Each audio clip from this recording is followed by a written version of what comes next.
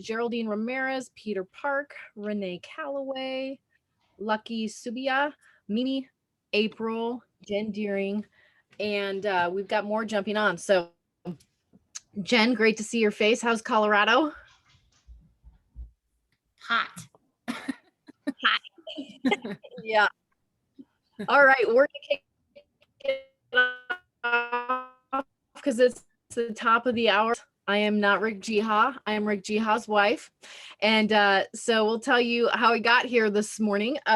We are parked in front of our friend's yard for a 60th birthday party this weekend. And we decided to drive down to Southern California from the Bay Area, thinking that if we drove in the night, we would beat the heat, which I know many of you are in that situation. And so we rolled in to their front yard about 4:30 this morning, got a few hours of sleep, and Rick goes, "Oh yeah, I need you to cover the call." And I said, "Well, what do you want me to talk about?" He goes, "I don't know, just something high level." So here we are. I'm totally somebody, for those of you that know me, about rising to the occasion, and sometimes the greatest things happen unplanned. So just to give a little context to this call as we jump in today, this call happens every Friday. It's company agnostic, and it's something that Rick started several years ago as a give back to the real estate community, because it's something that he's passionate about in his now 41st year in the industry. And so these calls each Friday range everything from how-tos, as far as how to be better in your real estate sales business, to mindset, personal development. Sometimes there's interviews on these calls. The point of them is they're a resource to help feed and nourish your mind and your business. And so we're going to do that in the context of that today. And I'm just going to share my quick story for those of you that may be jumping on for the first time. Rick and I met in real estate. I got my real estate license at the end of 2004 and sold real estate full-time from 2005 to 2009. I overheard him on a call the other day saying that when the mortgage crisis happened, it weeded out a lot of realtors. And it was like, well, I was one of those that chose to weed myself out. And so January 2009 is when I actually sold my last house. However, the reason that I made a shift was because I learned about this concept of leverage and building global distribution and having a business that ran 24 hours a day based on consumption. And that was in the direct sales industry. And that's where I have spent the last 13 plus years of my life, working with people, growing and building teams, organizations, and teaching people how to succeed as entrepreneurs. So why do I tell you that as we go into this conversation? Well, I tell you that as we go into this conversation because it doesn't matter what business or what industry you're in as an entrepreneur, there's an entrepreneurial mindset. And today what we're going to talk about and develop is two specific mindsets that are very, very, very important for an entrepreneur and the experience that you're going to have as an entrepreneur. Now, we're going to link it and anchor it specifically in the industry of real estate, because that's the one thing that everyone coming to this call has in common. So there's two concepts that I want you to write down. Number one, I want you to write down, life is happening for me even when it's not. Life is happening for me even when it's not. Say that one more time for those of you that may be scrambling to grab something to write with.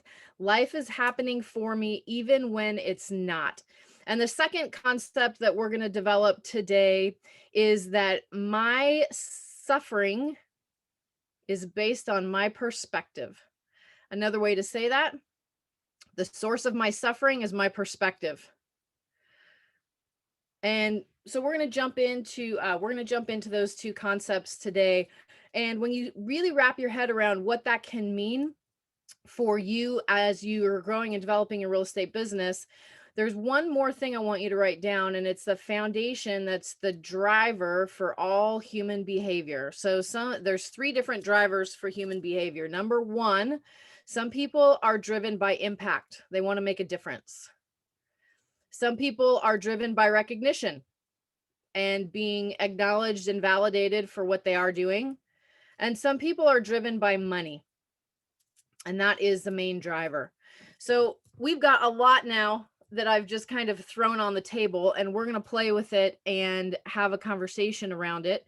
My goal today is that you walk away from this conversation with something that's going to make you a better mother, wife, sister, daughter, real estate agent, a better father, brother, son, real estate agent, business owners, that you guys walk away today prepared to be better and improving, which I think is the goal ultimately of anyone that is dedicated and has the heart of an entrepreneur. Hey, So Casey, it was impact, money, and recognition. What was the fourth one? There was only 3. But if you think of a good one and you want to add it to the list, I am totally open to that. I'm flexible. I'm taking notes, so. Super flexible. Okay. All right. So let's start off with this idea that life is happening for me even when it's not.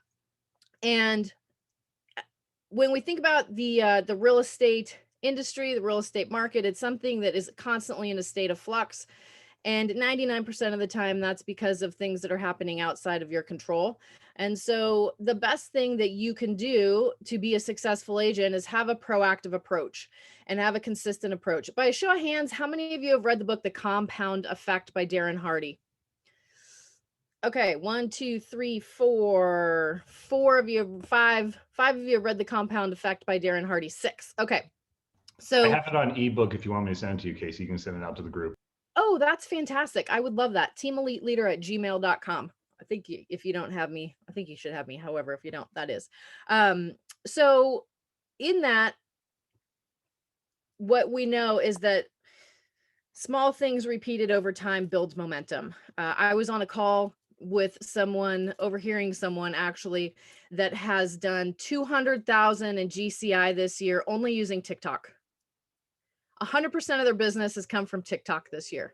Why? Because they focus on one thing, they do it daily, they attract people, anybody that's working with them, they have a commitment to convert those leads in 30 days, and they have a system to do that. So imagine we're in July of 2021, and this person has done 200,000 GCI, 100% coming off TikTok. You don't want to pick up the phone and call people to lead generate? Okay, don't. However, do something that's going to get you in front of people and get you engaging with people. So all around this concept of life is happening for me even when it's not, this is really a perspective and a way to reframe any situation. Now, a lot of people say, oh my gosh, you just got to be positive. If you have a positive attitude, everything will work itself out. And I would say that's not true. I'm a little bit contrarian. And my experience with people who are like using positive as a coping mechanism is that there is an equal sized disaster brewing in the background that they're trying to keep at bay. And so using positive as a coping mechanism, in my experience, for me anyway, because I formerly used positive as a coping mechanism, created a bipolar split in my brain where I pretty much lost my mind. It's like, but I'm being positive, and the shitstorm's just getting bigger. I'm just going to be more positive until I was introduced to a really powerful concept and idea that life is always in perfect balance. And so as you develop skills to handle the challenges that are always going to be happening, and you go at life with an attitude that is attractive and has an effective energy towards it, that those two things balance themselves out. One of my mentors, he explains it like this. If you look at my hand, he said, the reason why I've been such a successful businessman, and he's made more than $100 million in passive income in the last 30 years.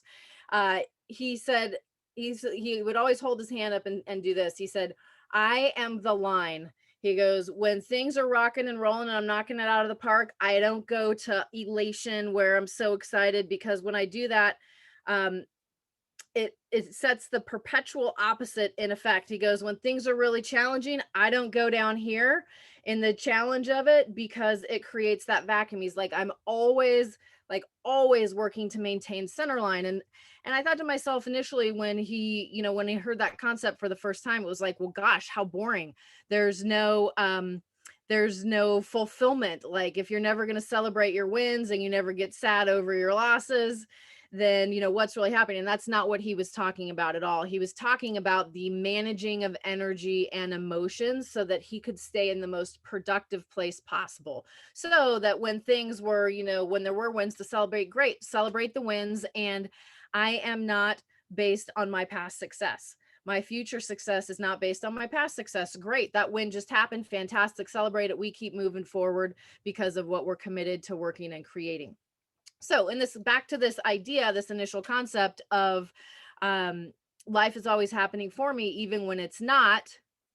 Sometimes it is when it's not, which is when it feels like it's the struggle or feels like it's the what we're going to call negative. And by the way, nothing is anything until you name it, right? Think about baseball. And when that pitch happens, that pitch is nothing until the catcher calls it.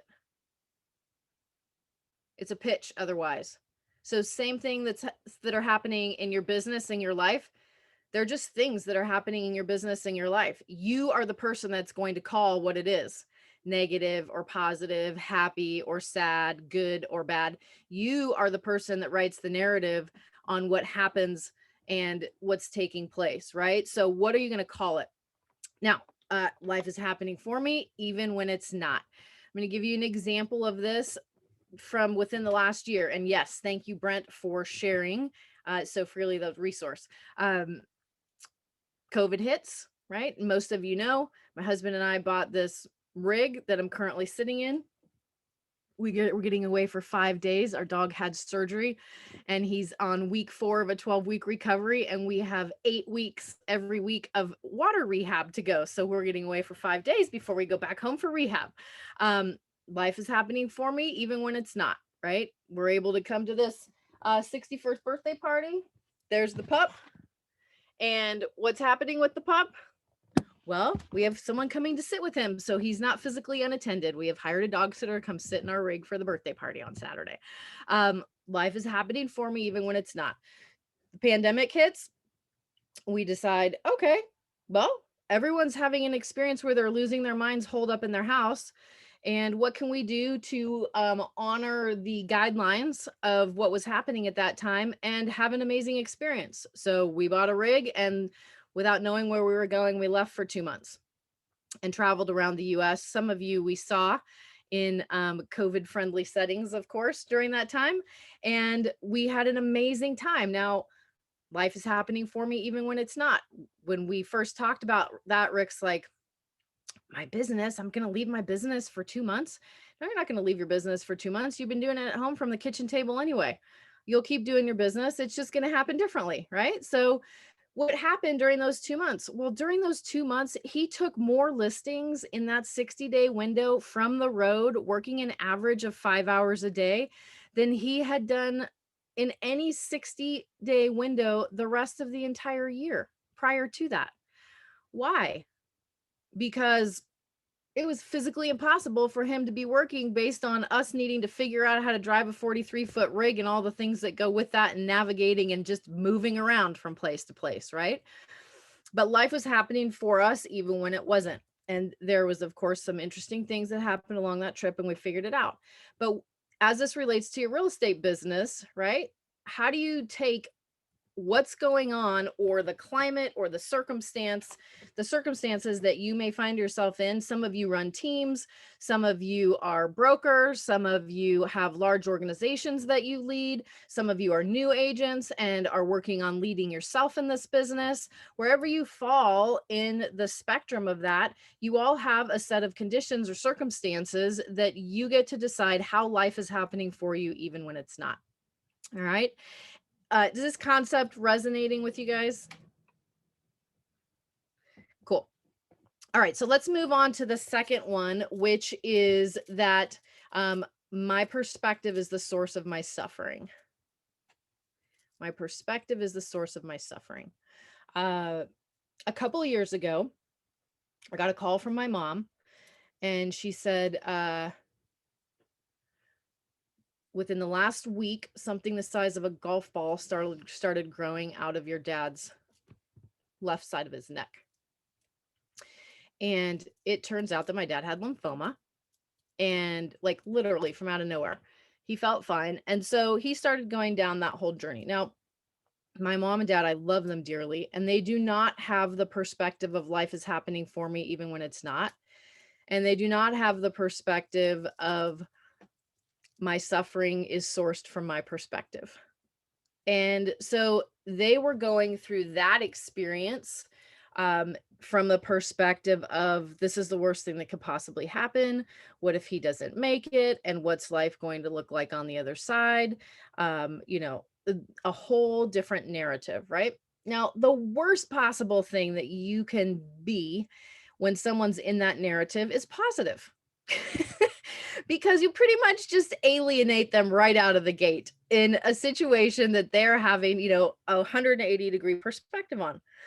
So I was smart enough to keep my mouth shut. Now, what does that mean? That I was excited about the fact that my dad had lymphoma and was going to be going through cancer treatments? No, it didn't mean that at all. However, what it meant was I get to write my own narrative about what this is going to mean. And so I decided this up front. Now, I want you to correlate this to your real estate sales businesses as to what you're deciding about what's the experience going to be that you're going to have with you go out when you go out there and work with that buyer, the experience that you're going to generate as a result of your perspective, your commitment, your leadership. What's the experience you're going to have as you go out there and work with that seller as a result of your perspective, your experience, your leadership? You create the narrative for the experience that you're going to have, period. And are you doing that, or are you at the receiving end of a neurotic client? Right? Last night, it's 11 o'clock and we're switching drivers. And, you know, Rick's like all in a dither. And I'm like, what's going on? And he goes, oh, you know, my client that I have this land for sale, there was a fire on the property that is adjacent to it. The tenants lived on it for 25 years. The buyer wants to buy the land, and the seller wants to write into the contract that the new buyer must accept any liability for any lawsuits that come as a result of the fire where the tenant on the property that I'm selling was shooting guns and started a fire. And he was like, just, he could not believe that, you know, that perspective. And he had gotten all emotionally wound up and like, what are they thinking? Right now, I love Rick, and I know you guys love Rick. And when he gets like all spun out like that, we call him AA, which is angry Arab. And it wasn't so much that he's angry, it's more that it's just like funny. And I'm like, AA, hun. And that's his, you know, little like, that's his little tickler to go, okay, check yourself. Right. What was happening for him in that moment was he got sucked in to someone else's perspective and allowed himself to be emotionally impacted by that person's perspective versus, you know, for whatever reason in that moment going, wait a minute. I'm the one that's going to choose my perspective. I'm the one that's going to influence this situation. Me throwing emotion into it is not going to help the situation at all, right? It's going to be hardest on him having to navigate that, right? So here we come to my suffering is based on my perspective. So how do we shift our perspectives when, you know, growing and building your business, dealing with clients, this mindset piece that is, you know, that is critical, right? And again, it's not something you decide once and then that's it and you're done. It's an active part of the process as you're working and dealing with people, right? Those could be people in your own household. Those could be people that are your clients. So if you look around right now, I'm going to ask you each to identify some area or areas in your life where you feel like you are, you know, suffering a little bit. And this could be mild ongoing stress to, I can't believe that this has been going on this long, to how in the world is this happening? So identify a place or places. Oops, sorry, the AC just kicked on. So hopefully you can still hear me. A place or places where you are feeling like you have some area that you're suffering, to whatever degree that is. Can everybody identify a place or places just by show of hands? Okay. And now I want you to take a moment and think about that situation And what is the perspective that you could choose to have about that situation that would shift the experience that you're having of that situation? So I want to just give you like 20 seconds just in silence to think about what is the perspective you could choose to have about that same exact situation that's going to shift the experience that you're having in that situation. And then if someone would be willing to come off mute and share, that would be fantastic. All right, Kim. So, You want me to go, Casey? Yes. Okay. And then we'll take the next one. All right. It's a big one, though. I Okay. had a situation where I lost my mom and my husband, and I got assaulted within a 12-month period. Sorry, but I chose to take that pain and flip it.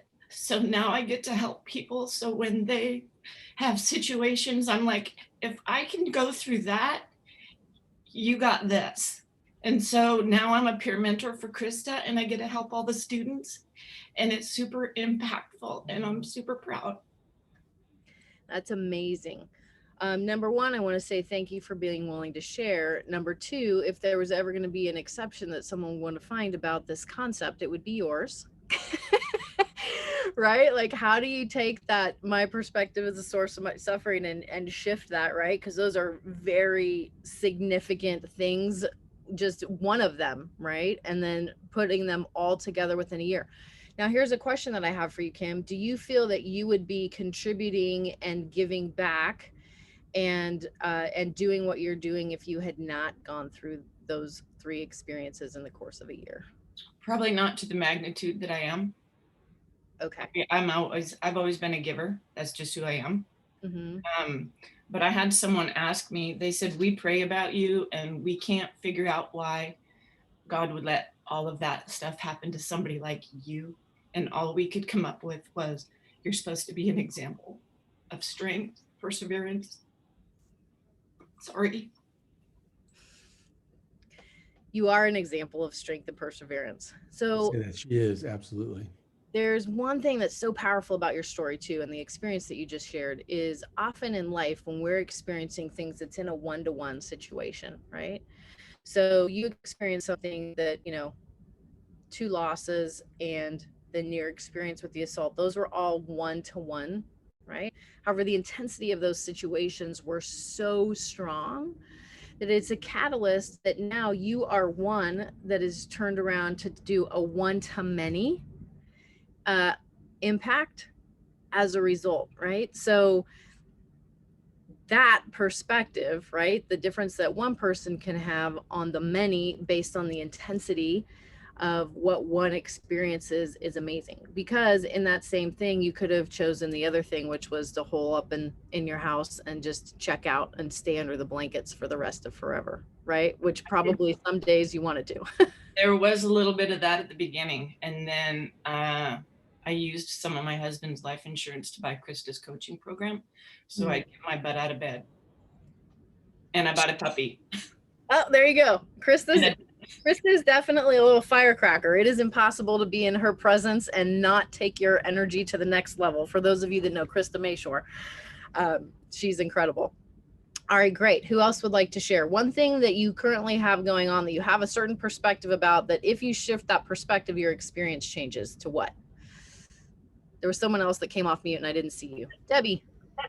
I'm feeling a little guilty because it's about my mom. My mom has very strong political views, and I am very much like, I don't even want to hear about I don't even watch the news. I could care less. This is probably horrible. I don't vote. I don't do anything that I probably should do, but I also don't complain about it. So anyway, my mom has these very, very strong political views, and she says some of the most crazy, ridiculous things, and she never used to be that way. And I think it's because the last couple of years she's been sitting at home with her very, very grumpy husband, who we used to call Grandpa instead of Grandpa. She's been sitting at home with him, who is very, very opinionated, very cynical, very negative, and he has no relationships with anybody but my mom. His own children don't want to be around him. So the point I'm guilty because I have a hard time talking to my mom anymore because I have a biracial son and some of the stuff she says is racist and I can't stand it because I'm like, your own grandson is part Black and you're saying things about African-American people. Like, come on. So Okay. I have a hard time with that. Yep. So I'm clear on your point A and your perspective of it. So what is the shift that you can create in your perspective that would change the experience that you have? Well, I need to probably embrace her because I'm pushing her away right now. And we used to be extremely close. Okay. So I'm going to say something really confrontive. Are you okay with that? Yeah. What you're describing is a hatred of people that don't believe what I believe. So your mom has that from what you're describing, right? However, can you see that your reaction and response is the exact same? I can see that. You don't believe what she believes, and you have a strong internal reaction to it. It's just 180 degrees on the opposite end of the spectrum. I think in society in general, we've lost the concept that I can agree to disagree with somebody. And that part of what she's displaying is she used to be the most patient, kind, loving, fun to be around person. And since she's retired and been home with my stepdad, she's become him. Okay. So you haven't found a perspective yet that is one where you've got peace or that you can look at it with acceptance, right? Because your energy still is, it's the antithesis of what you believe in your perspective, which is really just a reflection of the same exact thing on a different end of the spectrum. And Vanessa's got her biracial family that she's flashing. Beautiful family. So that would be my challenge for you, or, you know, if you choose to accept it, is what's a perspective that you could come up with about that that's going to give you peace, right? So like, there's lots of hot topics that are out there. Very cute. There's lots of hot topics that are out there, and there's lots of emotionally charged topics based on who we are as human beings and our experience to those topics, right? And I'm guessing that maybe you guys might have noticed that in the last several years, the world seems to have become more polarized, and that there is a dynamic amongst people that has become very intense. Forget all of the reasons why. I'm guessing a lot of you have noticed that there's an escalation in that. So those things all hit and impact and affect us in individual ways. However, if we come back to this idea that my perspective is the source of my suffering, then that is, you know, what's the perspective that you take on? Kevin said, could it be Debbie doesn't want to be surrounded by the negativity and not necessarily an opposite viewpoint? Could be. However, it could also be a great teacher, right? So like, what if the example and the experience that you're having of your mom and your stepdad is a great teacher, and you take a perspective of how that's going to shift what you do or don't do and how you approach things in different areas in your life, right? There's this reflection principle that says the only things we're able to see are the things that exist in ourselves. Casey. So, yes, Cheryl. Please, can I please just share? I lost her name. She was from Fresno. I personally dealt with this myself at a very young age. I was disowned by my family when I was 15 years old for dating outside of my race. And what I want to say to you is, you, just like everything else in life, we have a standard of things we're not going to allow. That's a tough conversation to have with someone that you love, but when it's your parents, you have to have that conversation. It's almost like, and I'm not trying to say be mean to your mom, but it's like putting her in her place. She doesn't know how to speak around your children. She's not allowed to be around your children. That would just be like, it's a standard. And to embark into change and not have to have your child around that, I think you're really going to have a very tough conversation with her and say, this is what I'm not going to allow. And if you're going to continue to do it, you're not going to be able to be around my child. I've dated black That's- men since I was 13 years old and I'm 50. My mom, this is nothing new. It's It just, just- So I'm going to jump in and bring us back to the point of this conversation, which is my perspective is the source of my suffering. My perspective is the source of my suffering. You see how we get hooked in emotionally and so bought into our experience of our suffering, right? Which is a victim mentality versus I am having this experience based on my perspective of it. How do I shift my perspective, particularly when things are challenging and emotionally charged, so that I have an experience that is the experience that I want to have regardless of the situation that I am walking into, right? So there could be the perspective of anger, frustration, resistance of what is, and there could also be the perspective of compassion, love, sometimes removing oneself to have the experience that you want to have, right? So there is like, how do we create those set of conditions? There's been conversations in our family that, you know, look very much like this. Hey, you guys, one of the most wonderful things about you as parents is that you raised thinking individuals called me and my sister. And we've had our own life experiences just like you've had yours. And there's areas where we overlap and share a lot of things in common. And there's areas where we don't. And in the areas where we don't, what we would ask is that you don't have to agree with, however, accept us for who we are and the choices that we make. And if not, that's okay.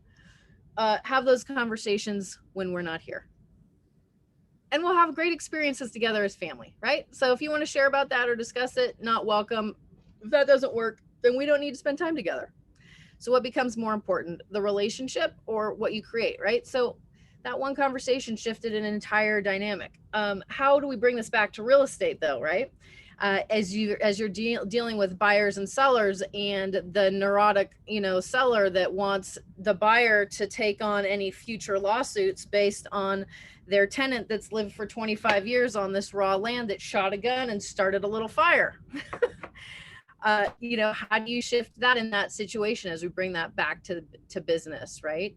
And the neutrality of it and not getting hooked. So let's wrap this in now to the next layer, which is the 3 things that people are motivated by.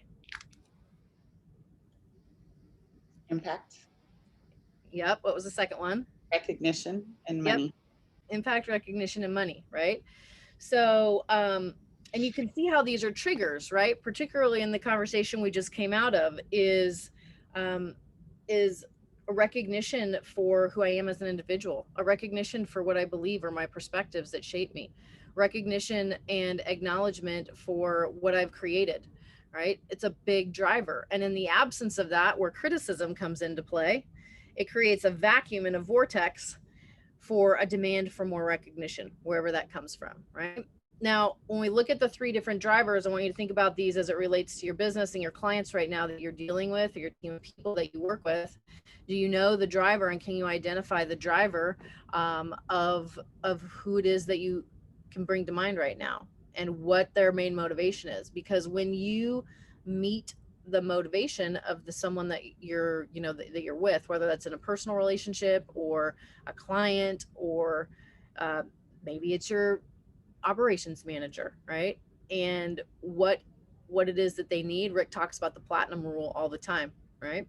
Now, the interesting thing about those 3 things, impact, recognition, and money, is that underneath they all share the same thing.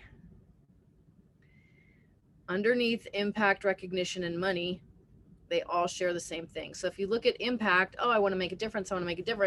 I remember saying that when I was flat broke, because I had judgment on what I thought people would think of me if I said I wanted to make a ton of money, right? Oh, they're going to think you're greedy, right? So I'd be like, oh no, I want to make a difference. I want to help people.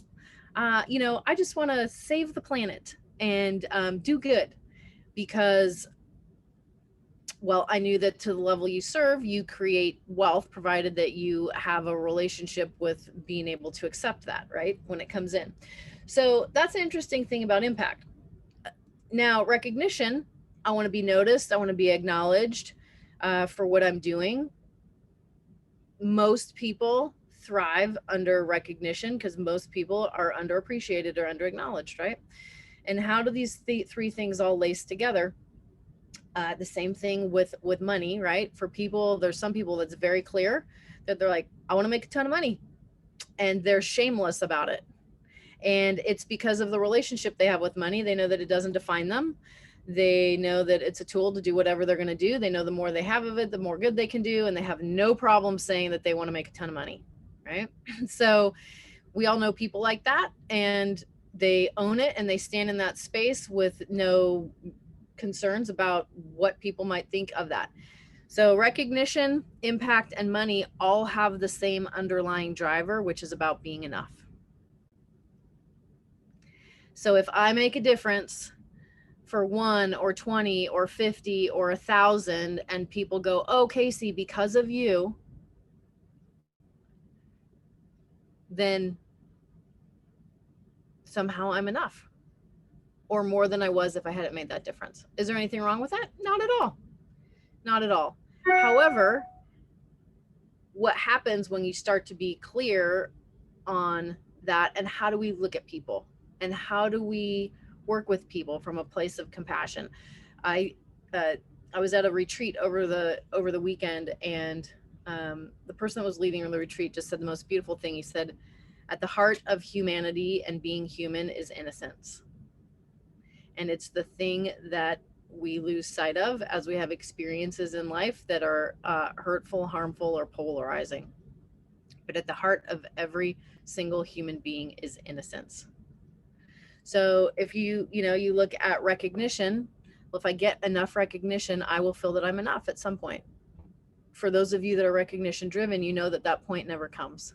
It doesn't matter how much you create, how much you accomplish, how much you achieve, even if it's superhuman or super heroic efforts. It's like that conversation doesn't go away based on an amount of recognition. And the same exact thing is true for money. If I make more of it, my value goes up because of what I'm creating or, helping society with. I sell more houses, I help more people. That's great. I make a ton of money. My value goes up because of what I'm doing in my business. And for those of you that have businesses that run at a really high level, that inside conversation never goes away. Ever, ever, ever. Now, why am I bringing this up as it relates to this conversation that we're having today? Well, Rick said, have a high level conversation. So we're jumping in and having a high level conversation. However, the piece of it's so important, right? Because when you have an awareness, I always say awareness before change, right? And so if you can identify one of your drivers and change the relationship that you have with it, you change that from the inside out, right? So the amount of people's lives that you touch and the difference that you make and the amount of recognition that you get for doing that and the ton of wealth that you create as a result is not going to change that internal conversation at all. Internal conversations get changed from the inside out. Internal conversations get changed from the inside out. And so at the same time, everyone that you're going to be working with, your clients, they have one of those three drivers. What is it? Is it impact, recognition, or money? And how do you work with them once you identify what that is, right? As you're working yourself and going and taking your business or your life to the next level, and you've identified what yours is. Okay, well, I used to say mine was impact because I thought that looked good. And now I know that I'm, do I want to make an impact? Yeah, of course, right? Because it feels good. However, I have no problem saying now, I can excuse my French, we want to make a shit ton of money because of the experiences it affords and the options that it allows us, right? And I have no shame in saying that. However, that wasn't always the case, right? And so as we highlight or, kind of bring these things to the conversations, when you start to work with people from that place, right, and identify those, if it shifts your perspective of how you are working with the clients that you have, maybe you're working with a husband and wife couple, right, and you can see that one of them is severely underappreciated, and you witness that in relationship dynamic. Those things are, you know, kind of easy to spot if you have one eye open or paying a little bit of attention, right? So if you notice that and you can acknowledge, recognize, appreciate that person verbally, what's that going to do to the relationship that you create with how you're working together with them? And the experience that they're going to have and the experience that they're going to have with you, right? Particularly when challenges come up in that transaction, because we all know that they're going to come up. We just don't know which ones they're going to be and when they're going to happen, right? I remember when I was selling real estate, that was my full-time gig. I would always tell clients that there's going to be a train wreck at some point. We're going to do everything we can proactively to make sure that it's minimized and hopefully that it doesn't happen. But at some point, it's likely that something's going to go sideways. And when it does, we'll come back to this conversation, remind you that we had it, and just know that I'm going to get it handled, right? So managing the energy of the relationship, right? And so then you've got different motivations, right? Go back to that client that may be a husband and wife couple, and one of them is like completely focused on what are we netting out of this deal and how do we get the most done, and it's got a really, really, really high charge and value on that. You're in a different conversation with that person, right? And so identifying these human drivers as it relates to servicing your clients and creating relationships with them that they're going to be doing repeat business with you because of the experience they've had with you.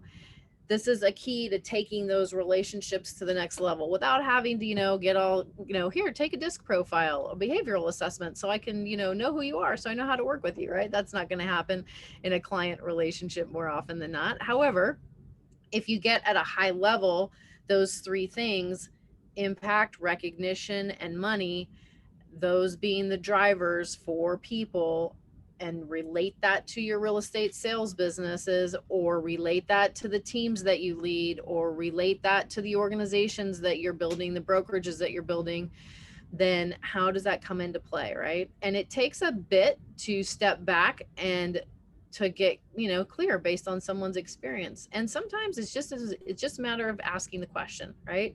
And sometimes I like to put it out there and just say, hey, listen, you know, I would say it like this. In my experience there of working with people in the service industry for 26 years, my experience is that people have one or two main drivers: impact, recognition, or money, usually one predominant one that has one that trails behind it. What are yours? What's your main one, and what's the one that trails behind it? And number one, I would be surprised if anyone in their life had ever asked them that question, because that's not a typical question to ask. But number two, it might help them become more aware of what their own internal motivations are. And it's also going to shed some light on how you can be most effective with them, armed with that simple piece of information, right? It's gonna make you look like a ninja. And you may go into working with a seller and go, oh, they want to get the most amount for their house in the shortest period of time. Okay, well, that's interesting, but not really, right? Because that's a given. So that's not a driving motive. So don't assume that that's what everyone wants and that's what's going to drive them, because there's lots of other things that are driving people. So as we put a button on our conversation for today, a couple of things. Number one, I want to acknowledge those of you that shared, because what you shared was real and obviously very clearly important in your mind and heart, and also a huge degree of vulnerability that went with the shares today. So I want to thank you guys for those and being willing to create a conversation around these ideas and these themes of life is happening for me even when it's not, and challenging yourself to look at it in that way. Like, okay, how is this happening for me even though it feels like it's not? And when you identify the ways that it is happening for you even when it's not, this is where the magic happens. And number two, my suffering is based on my perspective, not on anyone else's, not on anyone else's actions, not on anyone else's behavior. It's my perspective based on those things that's creating my suffering. And my suffering can end as soon as I shift my perspective. And so what is the perspective I can choose to take on to create a different experience for myself? And this sometimes is not, it takes a bit, right? It's not something that you might have an answer for even by the end of this call today. However, if you're willing to go sit with your mind and heart and stay in the question, if you stay in the question, you will find an answer. When you don't have answers and you're willing to stay in the question, if you stay in the question, you will find the answer. Most people tap out because it's difficult to find those answers sometimes. And it's so much easier to go and retreat to that pattern of this is so hard because of how this, and this person is versus that's my perspective. What is the perspective that I can start to write, the narrative that I can start to write to shift my experience without them changing at all? And then lastly, bringing this back to, the business of real estate and the business that you're going to continue to grow and build is these 3 anchoring pieces of impact, acknowledgement or recognition, and money. Where do you sit in those? Where do the people in your life, in your world sit in those? And how does the knowledge of that impact how you will work with them? As we wrap up today's call, there is one person that I want to acknowledge. Will you come on video? Hostess with the mostess? Where is she? I see you on the list. I'm guessing there's a baby in lap. A very cute one. Gina, are you there? Hi, I'm here. I'm right here. You are, but you look like Rick with glasses. I know. Do you want to see me? I want to see you. Yes, I want to see you for a second as we conclude the call. Okay, let me just grab the baby real quick. Okay. He's on my lap and I want everyone to see him. Yeah, so for those of you, Gina is what makes Rick's life work and my life work as a result. She's our operations manager for the Rick Jiha real estate sales team. And there's Everett. He's And sleeping. he is, oh my goodness, so cute. So Gina, I just wanted to give you a shout out as we wrap up this call because sometimes it's like anything, you don't know how important something is until it's gone. And she was gone for 2 months on maternity leave, recently returned on July 19th. So thank you for opening the call this morning. Thank you for being the foundation of making everything run and work and continue to work within the team of people that we are in partnership with. And as always, like nobody knows what someone does unless they've actually done it themselves. So there's the things that we know that you do, and then there's all these things that we discovered that we didn't know that you did in your absence. So thank you for coming back. I'm happy to be here. Yes. And my little sidekick. Yeah, and we're so excited to see Everett. Thanks for sharing. So welcome back to those of you that joined us for today. Thanks for joining us. Gina will send out the recording of today's call. Thank you in advance for that. And things are posted on rgtresources.com. Rick will be back with you next Friday. However, in his absence, it was fantastic spending some time with all of you today, and look forward to seeing you in the near future. Make it a great day, everyone. Bye, everyone. Thank you. Bye. Okay. Thank you.